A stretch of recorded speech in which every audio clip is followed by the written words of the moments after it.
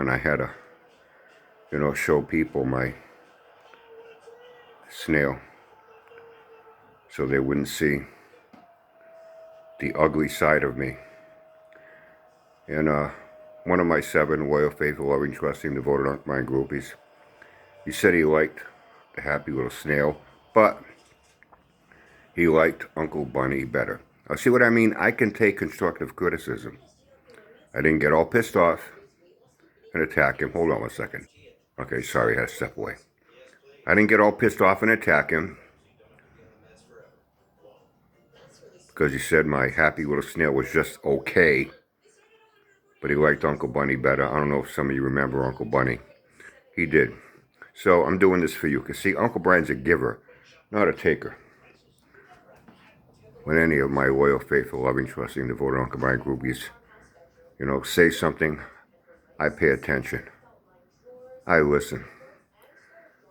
So anyway, I heard a couple little things I thought was interesting. Jabba went live, I guess, recently in his Jeep in a parking lot someplace. He said, I guess it was near some fast food place or something. He was talking about people going in for coffee, but he doesn't like the coffee there. And then he took a short little ride and parked someplace else. And along the way, he bitched and complained about a couple people, the way they were driving. He even called one of them a dummy, started calling names. And, he's not living in his Jeep. He's living in a place. He got a place.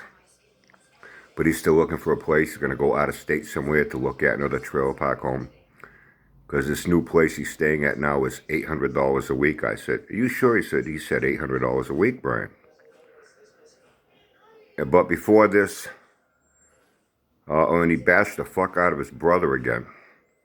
Bashed the fuck out of his brother again. According, he said, what he said, he'd stayed with his brother for 2 weeks, but he left. His brother was charging him only $60 a week. Hey, that's not bad, $60 a week. But he had to leave because his brother was too bossy. His brother wasn't being nice to him. His brother was saying mean things to him. He says, my brother says to me, this is my house. Don't come here and tell me what to do in my house. You're damn fucking right, Jabba, it's his house. If you did actually go and stay there. He'd have every right to say, what, you thought you were going to go there and boss him around? So Jabba didn't like being told by his brother that it was his brother's house and he could do what he wanted. And when you live under someone's roof, you live by their rules. And Jabba don't want to live by anyone's rules. He lives by his own rules, and that's why he is where he is today in life. Living by his own fucking rules. So, in those 2 weeks, he got back at his brother. He didn't pay him the 2 weeks rent, so he stiffed him for $120 and then left. That's if he actually did go and live with his brother for those 2 weeks. And he hasn't been homeless the whole time. He was complaining about the cold. Hey, it's fucking January, Jabba. It's not fucking July and August and June. It's fucking January. What the fuck you think? It's winter. Of course it's cold, you fat fucking retard. It was so fucking cold he was complaining. Why wasn't he in his $800 a week room he was renting? Quite sure for $800 a week, you must have fucking heat in there, right? And electric too? Right? Anyway, he bashed the fuck out of his brother. And then he got into his ex-wife again. Oh, he has another problem. The mortgage company, the bank, is trying to fuck him over again. Yep, he's got a problem with the bank. He's still waiting to get his money. Because it's his ex-wife's fault. Her name is on a document somewhere. So they're not sure who to give the money to after the house, was sold. Well, and by the way, I heard, it did sell. It did sell. The bank finally auctioned it off after they foreclosed.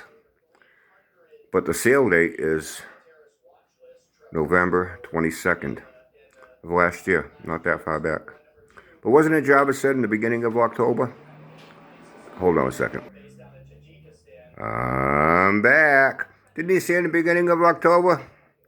When he was talking about he was going to be getting a pod there because he sold the house. He sold it in early October. Yeah. And this real estate lady was going to plunk down the $1,500 for the pod. He was going to pay her back when he sold the house. But suddenly, it wasn't sold until well over a month later.